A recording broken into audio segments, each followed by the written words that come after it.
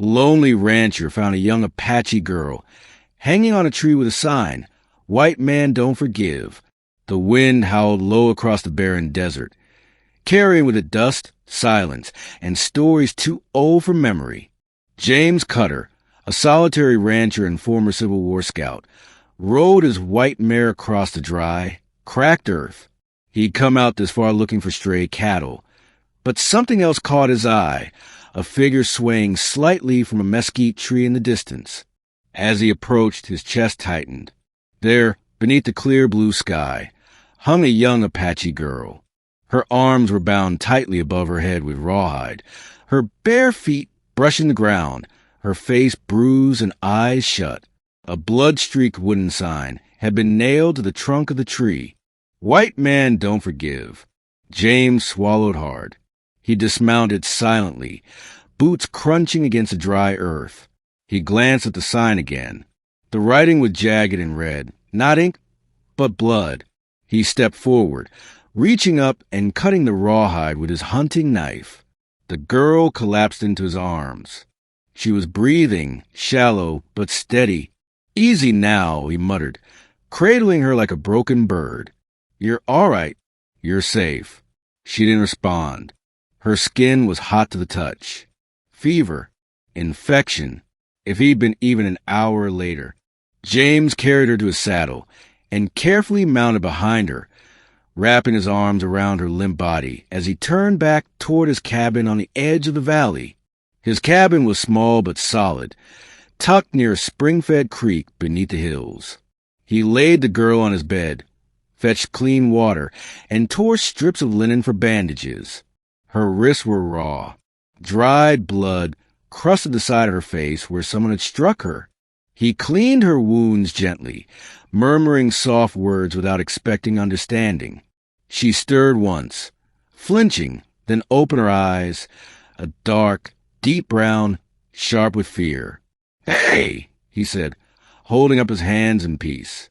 "No one's going to hurt you. Not here." She tried to speak, but her throat cracked dryly. He gave her a sip of water. "Name's James. James Cutter." "You?" She stared mistrustful, then whispered in broken English. "Nash Doyle'za, but white call me Luna." "Luna," he nodded. "That'll do." Over the next 3 days, she healed slowly. She barely spoke, always watching James with wary eyes. She ate the stew he cooked, but never quite relaxed. He didn't blame her. The scars on her body told him all he needed to know, scars no child should carry. On the 4th night, as the fire crackled low, she finally asked, "Why you help me?" James sat still for a moment, staring into flames. "I fought in a war," he said slowly. "Killed men who looked like me. Thought it meant something.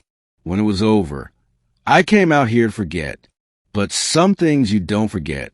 The things we did to your people. We called it justice. Said we were civilizing the land." Luna stared at him, her voice flat. "My family died last winter. Bluecoats came." James flinched. "They said we were in the wrong place. My mother begged. They burned our tent." James clenched his jaw. He knew. He'd seen it too many times. "I'm sorry," he said. "Sorry not changed dead," she replied coldly. "No," he agreed, "but it's a start." That night, she had nightmares. She screamed in Apache, lashing out. James didn't touch her, he knew better, but stayed close, murmuring soothing words until she woke. "I saw the man again," she whispered through tears. "The one who tied me to tree." James's eyes narrowed. "Did you see where he went?" She shook her head. "He wore a badge. Star. Said I was a thief. Said no one would miss me. A badge." James had lived near these parts long enough to know the local marshal and his deputies. Most were hard men, but some took the law into their own hands. The next day, he saddled his horse. "I'm going into town," he said. "Why?" "Ask questions." "About the man?" Yes. She frowned. He will kill you. James gave her a small smile. Let him try. The town of Silver Bend lay about 20 miles south. It was a dust-choked frontier outpost with a single street, a saloon, a sheriff's office, and enough hate to burn down a nation. James walked straight into the sheriff's office. A grizzled man with sun-leathered skin looked up from his desk. Sheriff Boyle, James said. Cutter, the sheriff replied. Been a while. James glanced at the wall. A single deputy's hat hung there, fresh bloodstain on its brim. You missing a deputy? He asked. Boyle frowned. Tom didn't come back from patrol yesterday. James met his eyes. Found a girl strung up out near Devil's Hollow. Apache. Boyle's expression didn't change. We don't patrol that far.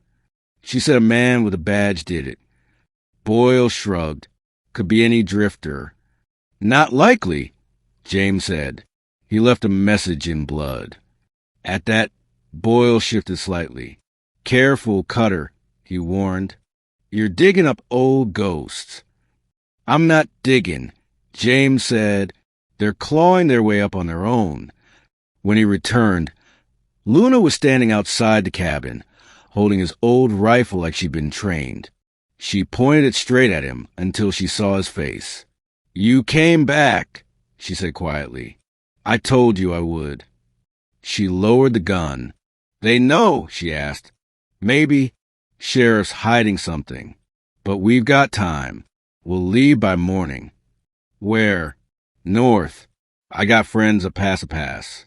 Old Union boys who don't hate easy. Luna hesitated. Why help me? James met her gaze. Because someone should have helped you long ago. That night, the fire burned low again.